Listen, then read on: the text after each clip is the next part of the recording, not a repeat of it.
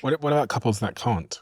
Because I've sat here and interviewed so many sex therapists and sexologists, if that's even a thing. And we often speak about sexlessness, people having sex less and less than ever before because they're so busy and they're so stressed in their lives. And you must meet so many couples in your practice that, you look at them and go, well, really the problem here is you're just not having sex with each other. 100%. And sometimes it's situational. Truck drivers, pilots, there's just a job where it is too hard to have that intercourse during the fertile window.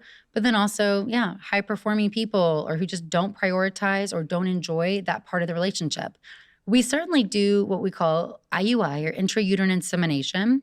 And this is where you take the sperm and you're putting it inside the uterus. So instead of intercourse, we are taking an ejaculated sample and then processing it and putting it in the uterus. Wait, so Yes. I could just ejaculate in a Petri dish, get a little pipette and psst. I mean, you can't do it yourself, but Why? well, because most of the ejaculate of your sperm is actually meant to protect the sperm from the acidity of the vagina. So most of that is not ever going to see the inside of a uterus. And if we put the whole sample up in the uterus, it would cause a huge inflammatory or infectious process.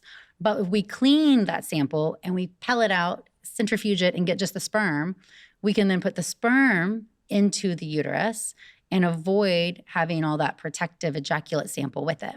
You must hear couples doing this kind of thing. People do the craziest things. Tell me about some of the crazy things. People do crazy things. I mean, definitely people are having intercourse and then they're putting tampons in afterwards to try to keep the sperm in place, or diaphragm cups.